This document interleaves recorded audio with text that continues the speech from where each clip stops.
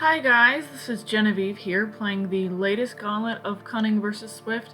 I'm actually playing this Gauntlet on my new game that is max level 36.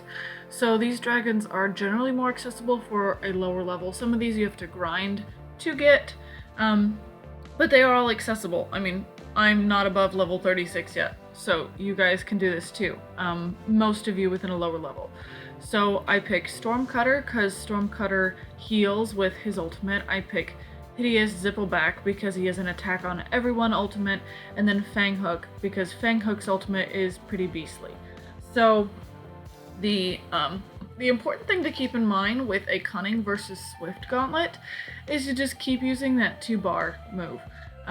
Even if the Swifties nerf you a little bit with that half power move, just keep hitting them with the 2-bar half life or the half defense move, and they're gonna be gone pretty quickly. It really doesn't take very long, especially these first few rounds.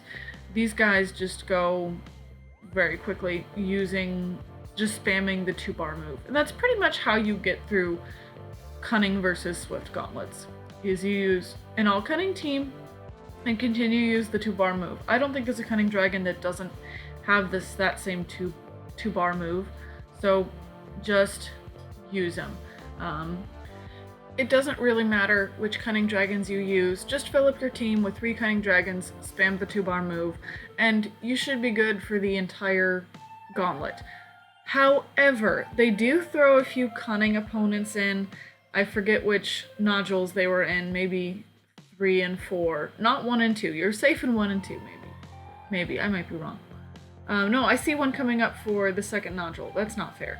So there are a few Cunning opponents thrown in, so it would be good to maybe throw in a green if you're struggling. I don't recommend starting out with a green. I recommend just switching in a green if you're struggling with the rounds that have Cunning opponents. The final boss, however, has Cunning in both waves, and the second wave actually has 2 Cunnings. That really threw me off. So I would recommend going into the last nodule with a green dragon. I went in with Timberjack, you'll see here in a few minutes. I went in with Timberjack, so that's who I recommend. Or Snafflefang or Thunderdrum, the typical, green dragon recommendations if you have them for beginner dragon. Not Hot Burple because you need an attacker. You don't need a healer as much. Because Stormcutter heals, so Hot Burple is not as necessary. You need an attacking green dragon. So Timberjack is useful because Timberjack has an attack on everyone move. So that's why I use Timberjack in the last nodule as opposed to Snafflefang or Thunderdrum, whose ultimate only affects 1 dragon. But Cunning vs. Swift dragons gauntlets are pretty basic. You go in with an all Cunning team, you spam the 2-bar move, an ultimate here or there when you need to heal or you have the extra bars for it.